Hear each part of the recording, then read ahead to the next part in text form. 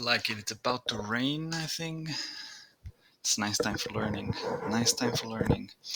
So let's zoom in a little bit. Where did I leave this? So phase estimation. Yeah. So basically, I remember that I basically took a look at. I was trying to take a look at phase estimation from Schur's context, which I assumed would give me a way better understanding because the phase estimation in and of itself, it seems to be just too abstract. And I kind of ended up reading more about Schur's algorithm than actual phase estimation in the previous video, but I think that's fine. I'll come back to that later, probably my last video, just to kind of try and understand what's the adaptation of, or how does the transformation of the problem look like more in detail. But let's take a look. Let's take a look at these. So phase estimation is an abstract concept, but a crucial part of period finding in Schur's algorithm. We use it to solve a typical linear algebra problem. Given a matrix and its eigenvector, find its eigenvalue. Okay. So given a matrix and its eigenvector, find its eigenvalue. So we use it to solve a typical linear algebra problem. This concept seems unrelated to period finding, but it turns out we can reformulate the problem such that the eigenvalue is related to the period. Finding the eigenvalue leads us to the period of a function. Okay. In fact, this estimation is important to many other quantum algorithms. So let's explore this. QFT, okay, eigenvalue and eigenvectors. The eigenvalue and the eigenvector of a matrix A satisfy the following relationship.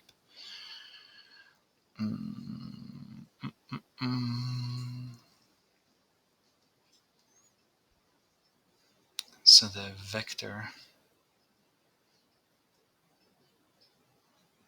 okay, so the matrix times the vector is the same as this value times the vector.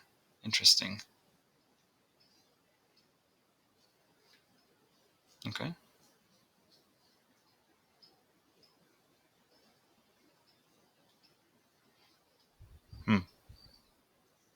Phase estimation is about finding the eigenvalue, but that's it. Okay.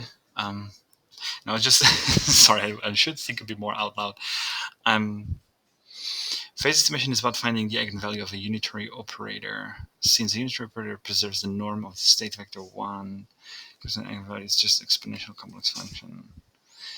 So, okay.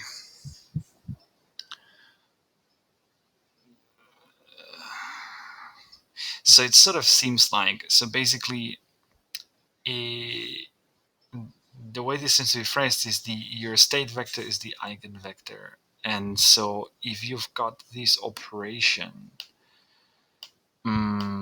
here, then what is the actual eigenvalue, which is intuitively, because intuitively this seems to tell me that the eigenvalue is just a number that has the same effect as the gate, kind of, whether that makes sense at all or not, right? So it's a bit kind of reminds me a bit the concept of Hamiltonian, as in like but it's not exactly that. So the idea here is, okay, so the phase estimation is about finding the eigenvalue of a unitary operator. Since a unitary operator preserves the norm of the state vector to 1, the corresponding eigenvalue is just an. So this is something that I don't necessarily understand. So the unitary operator preserves the norm of the state vector to 1. I mean, this basically is only saying that it doesn't alter this thing where it's like the sum so if the vector is like alpha and beta, then that that this stays, that this is equal to 1, right? I think that's what it means, right? So it's that it preserves the probabilities, but how that leads to know that the eigenvalue is just an exponential complex function with a real value 5, that's 5, I don't know, below. Okay. Kind of have to believe that for the moment. So phase estimation simply is estimate this. Yeah, okay, but hmm,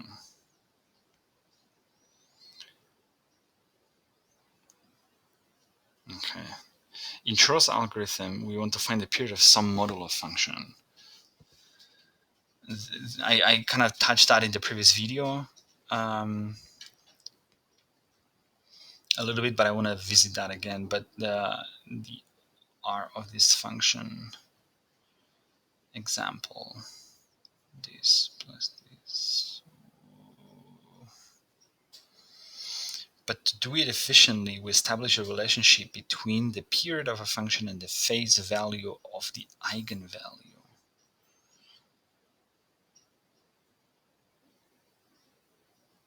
Hmm.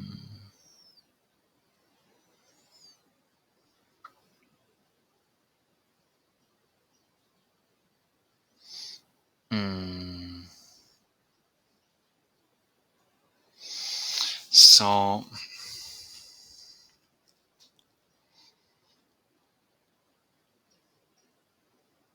it will take a while to establish this relationship. So we'll focus on the phase estimation now. That's a bit of a feels like a steep introduction to that, but I'm kind of feel like I'm grasping some of these ideas. So okay, eigenvalue and eigenvector.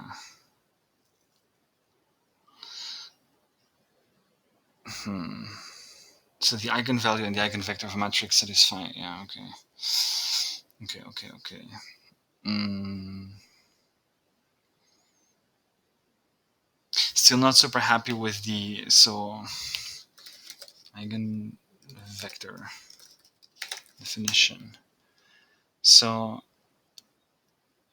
a value of is there is an untrivial solution. Okay, so that's exactly what we just read. But it's like, is there an independent definition of an eigenvector? Okay.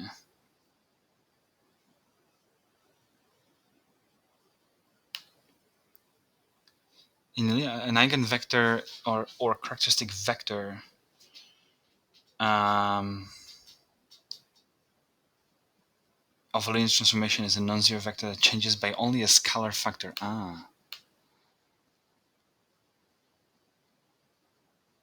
Is a non-zero vector that changes only by a scalar factor when that linear transformation is applied. Hmm. So what it basically means is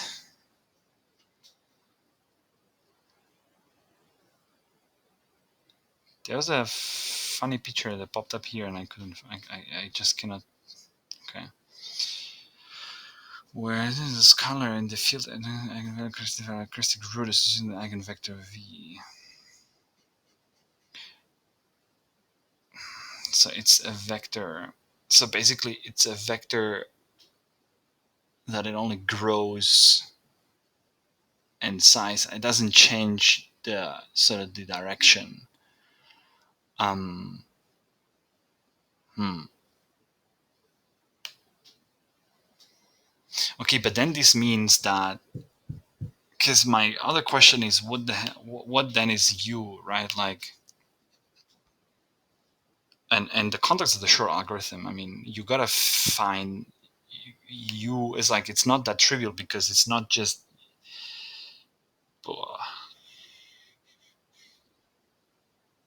how do you know what matrix to use, what gate to use?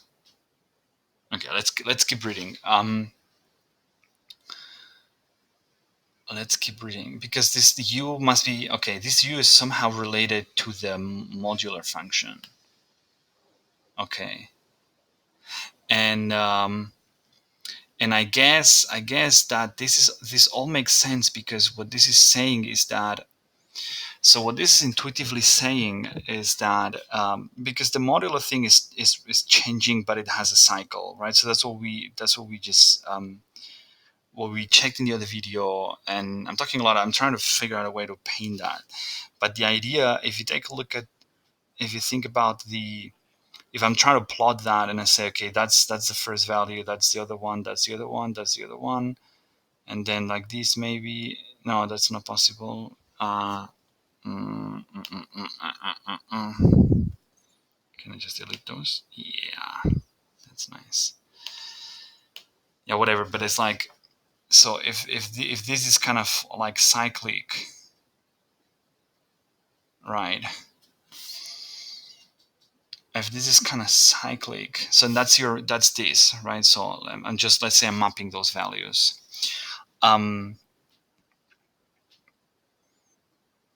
so you must find a transformation that basically is giving you those. And if you think in terms of amplitudes, I'm stretching my brain a lot right now. If you think in terms of amplitudes, maybe that's why this makes sense here. Here, this thing here, because what they're saying is that those transformations, the only thing they do is they increase or decrease the amplitudes, but they I don't know. I feel I feel I'm stretching this too much, but it kind of seems to be floating around that. But it's tricky because you have to figure out what is u, right? Because this is the modular function, but maybe there's an easy way to do that. And so the modular function is what you're trying to calculate and find the period of, because this is what is explained in here. So basically u, so u is this. So u is playing the role in here. Hmm.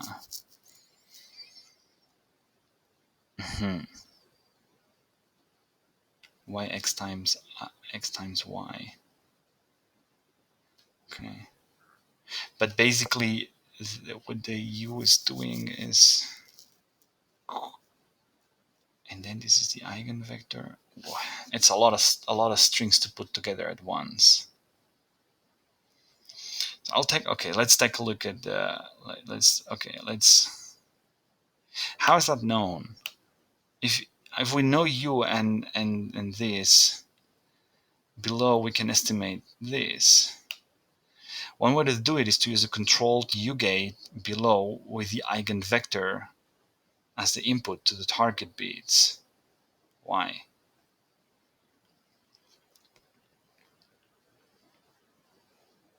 The expected measurement for the control bit above will be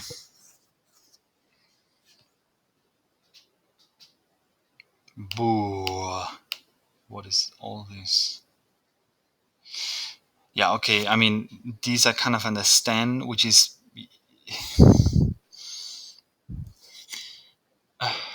is it? It kind of seems to me like that the measurement here is basically like you're gonna have 50% chances of having applied and having not applied. Oh. Therefore, by repeating the calculations many times, we can use the measurements to estimate the angle, this, whatever. However, to compute this value with an accuracy up to m beats, the number of recalculations is in the order of 2 to the power of 2 times m. This is bad because we bring back the exponential complexity again. Oh, come on. Should I refresh? Maybe I spoiled it with the zooming. I'll just refresh. Oh, kind of feels nice. Okay, good. This is bad because we bring back the exponential complexity again. To reduce the number of measurements, the circuit is redesigned. For each step, the operator below is the square of the previous one.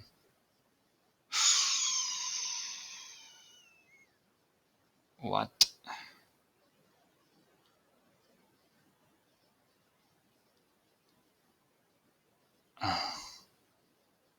How?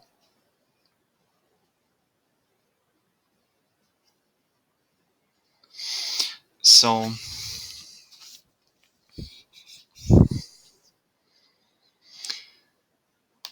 this is here something that I'm having some time travel understanding beat these, and then a bit like how do you decompose this thing here. But this seems to be with kind of what each of the step. It's not possible. What is t? What is t? For each step, the operator below is the square of the previous one. This sounds complicated and turns out to be simple for modal arithmetics, but we will wait until the next article to discuss the implementation. Awesome. We use the eigenvector as the input to the target beats. Now we change our previous notation from this to this. As mentioned before, it's between 0 and 1, therefore I can represent it with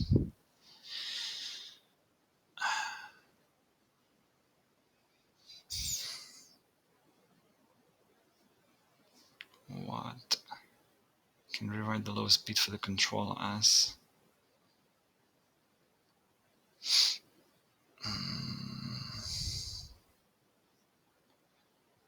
since this, in our example, this becomes 1.01, and we apply, okay, something's not rendering here.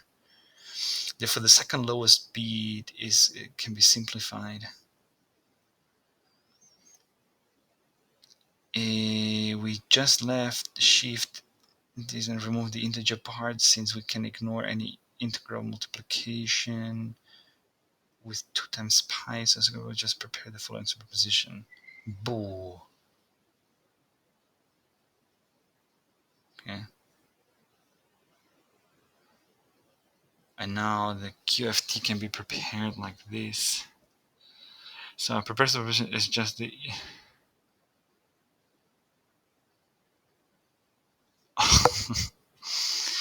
yeah, but it can't, I mean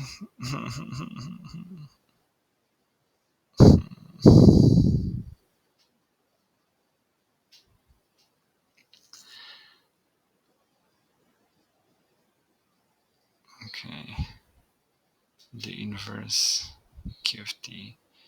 So I kind of get that, but I don't really. This is what I'm like. Here is what I'm still struggling.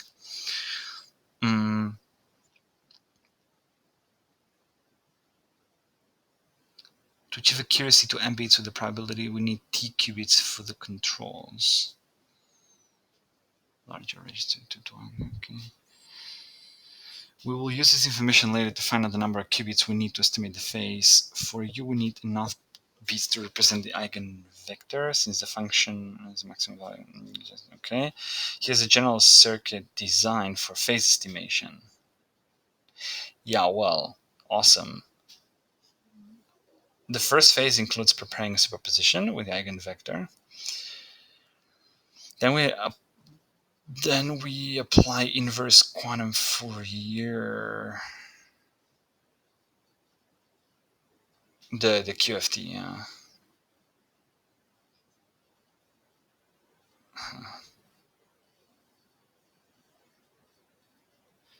With the eigenvector. Here's a general summary. Period finding in Shor's algorithm.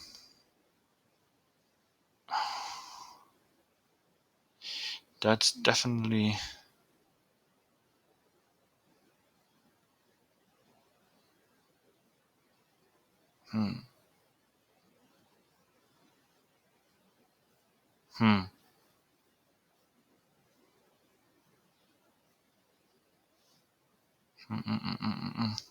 That is going to be tougher than I expected.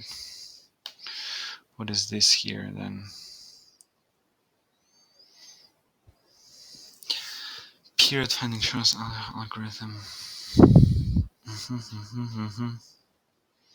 So here's a bit more about how to define U.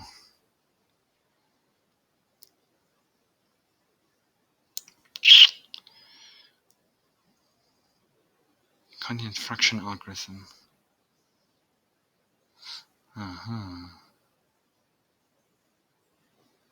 Put it together. Okay, then that's probably going to be the next one. How to define U. So it feels like I'm not moving forward much, but I mean maybe a little bit. So before that, here, what have we learned? A bit about eigenvectors and eigenvalues, and I kind of sense a little bit um, what this is about, but I'm not like feel I'm missing that little step. I'm missing like that aha moment a bit. Known estimate. Okay.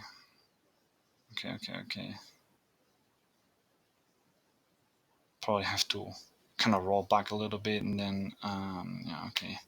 But let's check this out in the next video. Peer training because it seems like here at least we're gonna maybe try to understand that. So the breakdown of these gates, and how that implements these actually. Let's see. Cool. That's a tougher one. It's tougher than expected, but I'm hoping to be able to sort of give a non-mathematical summary at the end somehow, sort of at the intuition level. I hope that's going to be possible. Cool.